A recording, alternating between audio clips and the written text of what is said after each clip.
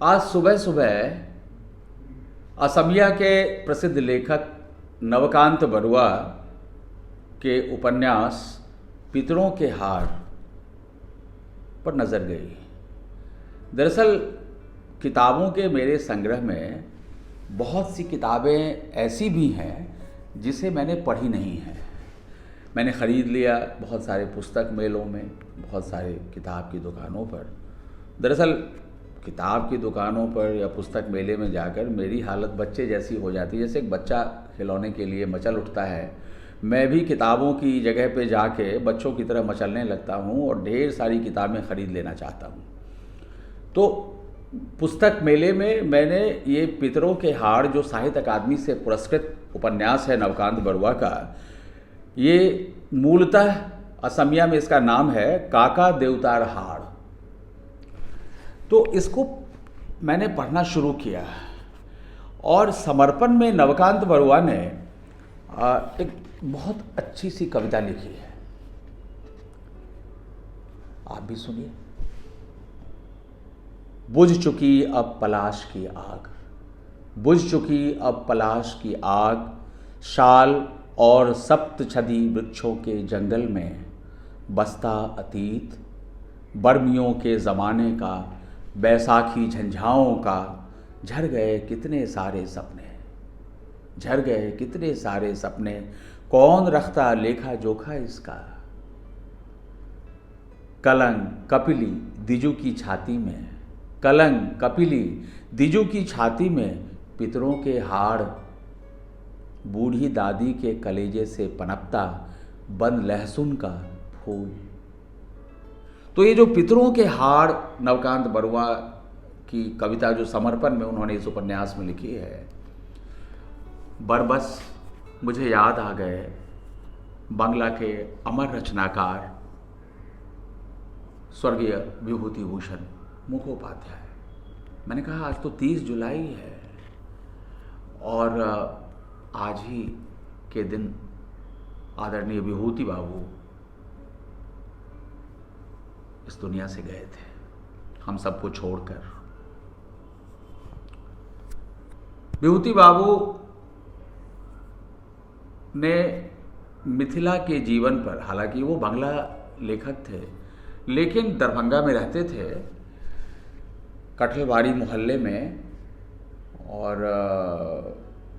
उनका अधिकांश जो साहित्य है वह मिथिला का जीवन उसमें भरा पड़ा है। बांग्ला साहित्य में 2 विभूति भूषण हुए, अमर विभूति भूषण। एक तो पौथेर पांचाली फेम के, और विभूति भूषण बंदोपाध्याय उनका नाम था, जिन्होंने पौथेर पांचाली और बहुत सारी कृतियां की जिस पर सत्यजीत बाबू ने फिल्में भी बनाई। और दूसरे विभूति भूषण हुए हमारे दरभंगा के, मिथिलांचल के स्वर्गीय विभूति भूषण मुखोपाध्याय। विभूति भूषण मुखोपाध्याय की कई अमर कृतियां हैं, उनमें से कुछ पर बांग्ला में फिल्में भी बनी। स्वर्गदपि गरीयसी, यात्रा जय यात्रा, रानू भाग 1 भाग 2, आयाची संधाने, कुशी प्रांगणेर चिट्ठी।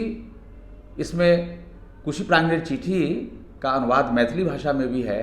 दरअसल कोशी अंचल में जो कोशी में बाढ़ की विभीषिका आई थी और हर साल आती है वो, तो विभूति बाबू एक बार उसी विभीषिका में फंस गए थे जहां उनके भतीजे पोस्टेड थे, अब वो उनसे मिलने गए थे और उस याद को लेकर उन्होंने कुशी प्रांगणेर चिट्ठी लिखी, यानी कोशी प्रांगण की कथा। तो बहुत सारी ऐसी रचनाएं, बहुत से उपन्यास, जैसा कि मैंने आपसे कहा, स्वर्गीय विभूति भूषण मुखोपाध्याय ने उसका सृजन किया।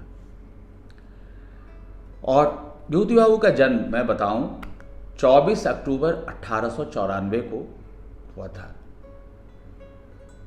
और निधन 30 जुलाई 1987 को, आज ही के दिन। उनके पिता विपिन बिहारी मुखर्जी थे, माँ गिरिबाला देवी। विभूति बाबू जीवन भर अविवाहित रहे, बल्कि यूँ कहिए कि वो साहित्य साधना में जुटे रहे, वो साहित्य के संत थे। और मेरा जो सबसे बड़ा सौभाग्य था कि अपनी किशोरावस्था के समय से मुझे उनका स्नेह पाने का अवसर मिला। मेरे बचपन के वो दिन जब दरभंगा में व्यतीत हो रहे थे, दरभंगा के स्कूल में मैं पढ़ता था, मेरा बड़ा सौभाग्य था कि वो बचपन में बच्चे राजा रानियों के किस्से सुनते हैं, परियों की कहानियाँ सुनते हैं।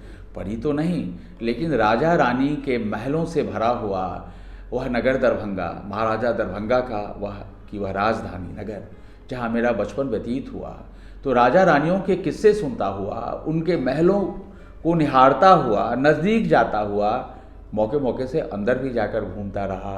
वह बचपन जो था, बचपन का विकास हुआ।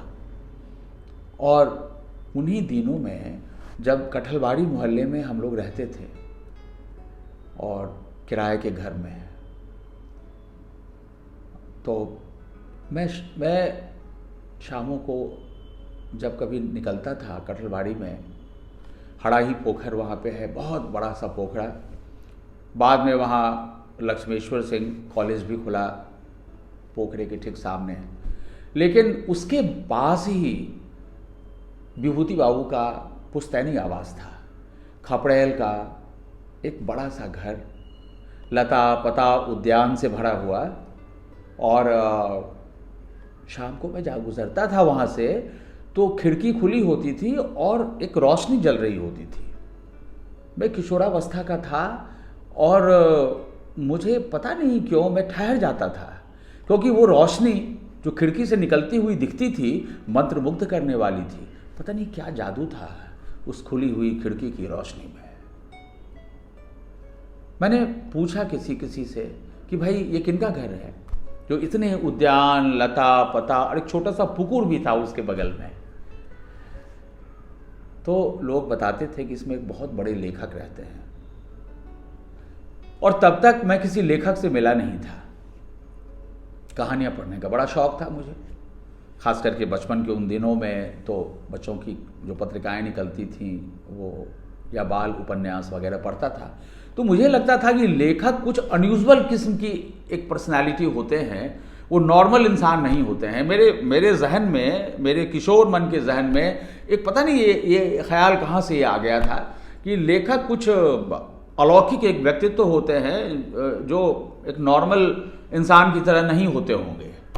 कोई कहानी कहाँ की कहानियाँ वो निकाल लाते हैं। तो जैसे कहते हैं ना, जहाँ न जाए रवि वहाँ जाए कवि। तो लेखक जहाँ कोई नहीं जा सकता है, उस अंतर मन में झांकने वाला होता है। तो मुझे बहुत अचरज होता था, और उसी अचरज और उत्सुकता और आकर्षण में एक दिन किसी तरह सहमते हुए मैंने सोचा कि लेखक का मैं दर्शन करके ही रहूँगा। एक दिन साहस करके विभूति बाबू के परिसर में मैं प्रवेश कर गया। जब मैं वहाँ अंदर दाखिल हुआ तो मैंने वो जाड़े की दोपहरी थी और गुनगुनी धूप थी इत्तेफाक से, बहुत सुंदर। और मैंने देखा कि वो कपड़े वाली आराम कुर्सी में एक दुबले पतले से सज्जन धोती कुर्ता में वहाँ बैठे हुए हैं। तो मैंने इधर उधर नज़र दौड़ाई और उसे एक अजनबी लड़के को देखकर, किशोरावस्था के एक लड़के को देखकर, वो बुज़ुर्ग सज्जन जो आराम कुर्सी पे बैठे हुए थे, अधलेटे से थे, उन्होंने मुझे पूछा, आप किधर आए हैं? तो मैंने भी उसी मासूमियत से कहा कि मैंने सुना है कि यहाँ कोई एक बहुत बड़े लेखक रहते हैं। तो वो मुस्कुराए और उन्होंने कहा, बहुत बड़े हैं ये तो नहीं कह सकता हूँ, लेकिन वो लेखक मैं हूँ। मेरा नाम है विभूति भूषण मुखोपाध्याय। विभूति बाबू से वह पहला दर्शन आज भी मेरे मन में अंकित है। मैं बहुत हैरान रहा कुछ पल तक कि ये तो बहुत नॉर्मल से इंसान लग रहे हैं। क्या लेखक ऐसा ही नॉर्मल सा कोई एक इंसान होता है? बहरहाल शायद वो मेरी हैरानी को कुछ ताड़ गए। उन्होंने बहुत प्यार से मुझे बैठने को कहा। वो दिन और बाद के ऐसे अनेक साल जब तक विभूति बाबू धरती पर रहे, उनका असीम स्नेह मुझे मिलता रहा। एक बार मैंने तय किया कि दरअसल बिहार, बंगाल, उड़ीसा 1912 ईस्वी तक एक स्टेट था, आप सबको मालूम है। और 1912 में बिहार, उड़ीसा बंगाल से अलग हुआ और 1934 यानी 1934 में बिहार उड़ीसा अलग हुआ। फिर सन 2000 में बिहार झारखंड अलग हुआ। खैर, तो मैंने एक बार वो, मेरे ख्याल से वो साल रहा होगा 1985-86 का, मैंने तय किया एक दैनिक पत्र के लिए कि बंगला भाषी जो उस समय 1912 में उनसे चॉइस पूछा गया था कि क्या आप बंगाल शिफ्ट कर जाना चाहेंगे, जो बिहार में बसे जो बंगभाषी थे उनसे यह चॉइस पूछा गया कि क्या आप बंगाल शिफ्ट करना चाहेंगे या बिहार में ही रहेंगे। तो उस समय बहुत से ऐसे परिवार थे जिनमें विभूति बाबू का परिवार भी था। ऐसे लोगों ने कहा था कि नहीं, हम बिहार में ही रहेंगे। तो मैंने एक बार प्लान किया कि एक दैनिक पत्र के लिए मैं एक कवर स्टोरी करूं जिसमें, और वो 4 पृष्ठ मुझे करना था, दैनिक पत्र का 4 पृष्ठ, बहुत करना था काम उसके लिए। तो मैंने कहा कवर स्टोरी क्या होनी चाहिए, आवरण कथा क्या होनी चाहिए। तो मैंने कहा आवरण कथा तो बिल्कुल स्पष्ट है, विभूति बाबू एक ऐसी जीवंत विरल व्यक्तित्व है हमारे बीच, उज्जवल व्यक्तित्व हैं, इतने ख्यात लेखक हैं बंगला साहित्य के जो दरभंगा में रहते हैं। तो आवरण कथा तो उन्हीं पे करूँगा। बारिश के दिन थे, वो अगस्त की बारिश थी, हवा में थोड़ी खुनक जाड़े की दाखिल हो रही थी। मैं फोटोग्राफर लेकर, प्रेस फोटोग्राफर लेकर दरभंगा गया और कठलवाड़ी में स्थित उनके निवास पर, उनके परिसर में खपड़ैल का जो घर था जिसमें वो खुद रहते थे, जैसा कि मैंने कहा वो अविवाहित रहे जीवन भर, लेकिन उनके भतीजे वगैरह, भाई तो गुजर गए थे, लेकिन भतीजे वगैरह अचिंतो बाबू आदि उसी कैंपस में एक पक्के वाले घर में रहते थे। विभूति बाबू पक्के वाले घर में कभी नहीं रहते थे। तो जब उस दोपहरी में गया वहाँ पे उनके निवास के परिसर में, तो मैंने देखा कि उस खपड़ेल वाले घर पे ताला पड़ा हुआ है और बाहर की छोटी सी बैठकी में अचिंतो मुखोपाध्याय यानी उनके भतीजे बैठे हुए थे। वो जानते थे मुझको। तो मैंने पूछा कि बाबा क्या कलकत्ता वगैरह गए हैं, क्योंकि अक्सर वो मित्र घोष उनके पब्लिशर रहे हैं, बहुत सारी किताबें मित्र घोष नहीं कलकत्ता के पब्लिशर ने छापी हैं उनकी, तो अक्सर जाते रहते थे। वो बिहार बांग्ला अकेडमी के अध्यक्ष भी रहे थे। तो मैंने कहा बाबा बाहर गए हैं कहीं यात्रा पर? उनका नहीं, बाहर नहीं गए हैं, वो अस्वस्थ हैं और इसलिए उनको ये खपड़ेल वाले उनके कमरे से हम लोग लेके ये पक्के वाले घर में ले आए हैं, वहीं वो अभी हैं। लेकिन कैसे कैसे आना हुआ विकास जी? मैंने कहा कि वो एक विशेष आयोजन है एक डेली पेपर के लिए और आवरण कथा बाबा पर ही मैंने सोचा ये करूं, तो इसलिए मैं आया था। तो उन्होंने कहा कि विकास जी बहुत अस्वस्थ हैं, वो बात करने की स्थिति में नहीं है, तो अभी बातचीत करना मुनासिब नहीं होगा, उनकी तबीयत खराब हो जाएगी। तो मैंने कहा ये गुनाह तो मैं नहीं करूँगा, लेकिन मुझ पर इतनी कृपा आप करिए अचिंतो बाबू कि जब मैं आया हूँ तो उनका चरण स्पर्श करके आशीर्वाद तो लूँ। तो उन्होंने कहा हाँ आइए। फोटोग्राफर समेत मैं उनके कमरे में गया और वो जो तस्वीर आपने देखी है कि विभूति बाबू लेटे हुए हैं और मैं कुर्सी पे बैठा हुआ हूँ। मैं भी बच्चा खच्चा ही था, मेरे ख्याल से 24-25 साल की उम्र रही होगी हमारी उस समय। तो वो उसी समय की तस्वीर है। मैंने उनको जाके चरण स्पर्श किया, वो लेटे हुए थे बिस्तर पे। उन्होंने बहुत स्नेह से कहा कैसे आना हुआ, कब आए? मैंने कहा, बताया उनको कि ऐसा ऐसा एक दैनिक पत्र के लिए हमने प्लान किया, बट वो आपकी तो तबीयत ठीक नहीं है तो फिर उसको टाल देते हैं, आगे कभी करेंगे। तो चुप रहे कुछ पल। फिर उन्होंने कहा, अचिंतो बाबू को इशारा किया कि इसको कुछ चाय वाय तो पिलवाओ। तो खैर चाय आने लगी। तो इसी दरमियान उन्होंने हमसे पूछा कि क्या जानना चाहते थे हमसे, कैसा इंटरव्यू चाहिए था। तो मैंने कहा कि बस यही कि आपके पूर्वज कैसे बंगाल से के चातुरा श्रीरामपुर से मिथिला की धरती पर आए और फिर कैसे आप लोग, आपका परिवार यहीं का होकर रह गया। जैसे कि अमर चित्रकार नंदलाल बसु, वो उनका बचपन भी दरभंगा में गुजरा था। पीताम्बरी बंगला स्कूल में नंदलाल बाबू बचपन में पढ़े थे। तो मैंने कहा कि ये पूरी कथा जो है, जैसे शरद बाबू की ननिहाल भागलपुर, अशोक कुमार की ननिहाल भागलपुर, अशोक कुमार का जन्म भी तो भागलपुर ही हुआ था। तो मैंने कहा कि यही थीम है। और इस पूरी थीम में आवरण कथा मैं आप पर करना चाहता हूँ, और शीर्षक भी मैंने तय कर लिया था, लेकिन अब उसको इसको थोड़ा एक्सटेंड करना पड़ेगा। आप स्वस्थ हो जाइए फिर करेंगे। तो उन्होंने कहा क्या शीर्षक, मैंने कहा उसका शीर्षक मैंने दिया है बंग द्वार पर एक विभूति। भौगोलिक रूप से दरभंगा और बंगाल का दरवाज़ा नहीं है, लेकिन सांस्कृतिक रूप से दरभंगा यानी बंग द्वार जो है वह सांस्कृतिक रूप से मिथिला बंगाल का दरवाज़ा है।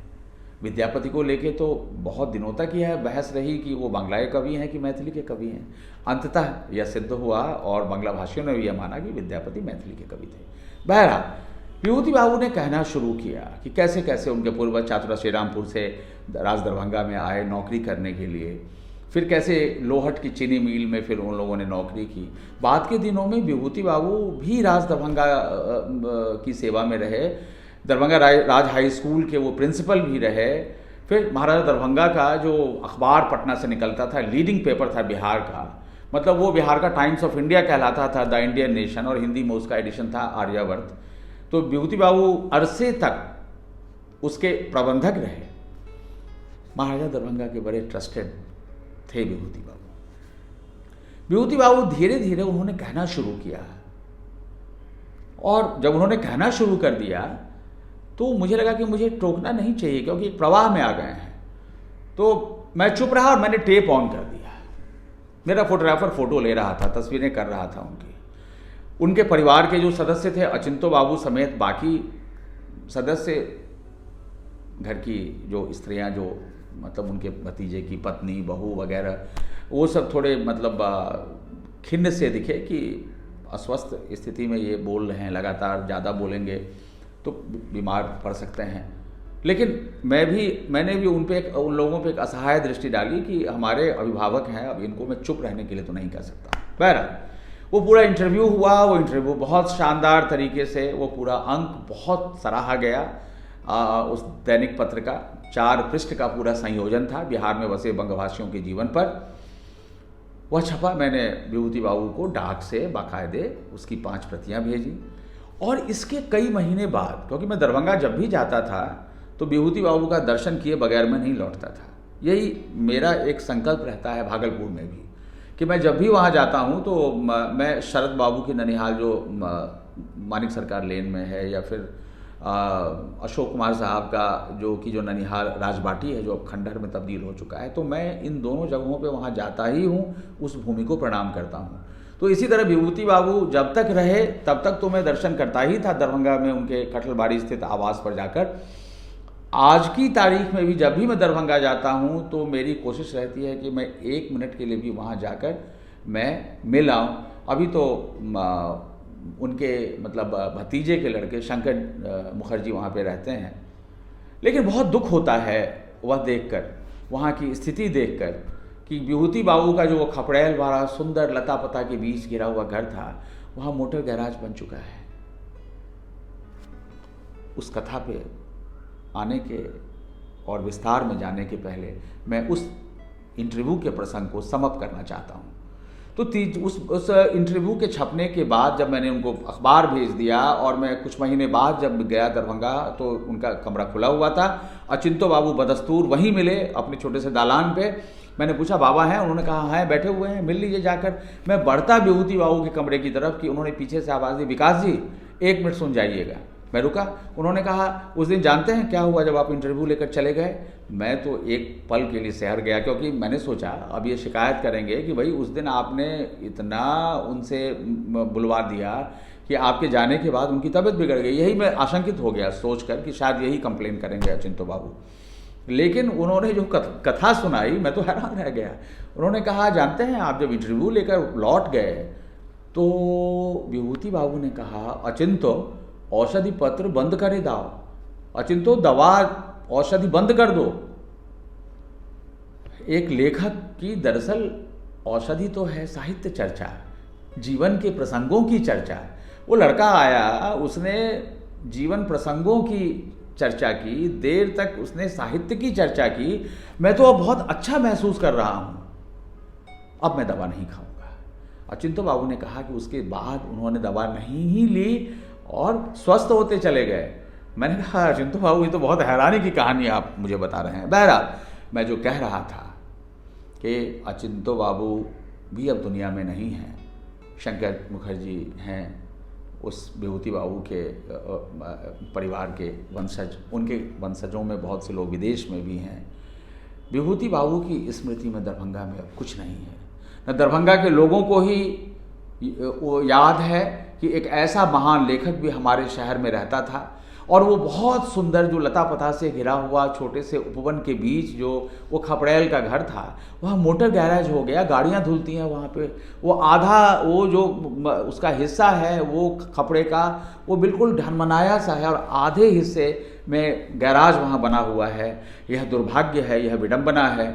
मैं जब कथा यूके का सम्मान मुझे हाउस ऑफ कॉमन्स में दिया गया मेरे उपन्यास मैक्लस्कीगंज के लिए, तो वर्ड्सवर्थ के घर में गया था वहाँ पे घूमने के लिए, टिकट लेकर वहाँ जाने दिया जाता है। मैंने देखा एक कॉफ़ी शॉप जिसमें वर्ड्सवर्थ की किताबें भी थीं। आप कॉफ़ी पीजिए, वर्ड्सवर्थ की किताबें खरीदिए और घूमिए। वर्ड्सवर्थ के घर में, उस म्यूजियम में ऐसा कुछ खास नहीं था। क्या खास हो सकता है? वर्ड्सवर्थ इसी बिस्तर पे सोते थे, वर्ड्सवर्थ इसी टेबल पे लिखते थे, वर्ड्सवर्थ की रसोई यहीं बनती थी, बस यही सब थी चीज़ें। और उसको इतना सहेज कर, इतनी गरिमा से, इतनी प्रतिष्ठा से रखा गया था। लेकिन इस देश में लेखकों का वह सम्मान नहीं है। शेक्सपियर की भी उस जगह पे मैं गया था जब मैं लंदन यात्रा पर, वहाँ भी क्या सम्मान से शेक्सपियर की उस जगह को रखा गया है, गजब। लेकिन हम अपने देश में इसकी कल्पना नहीं कर सकते।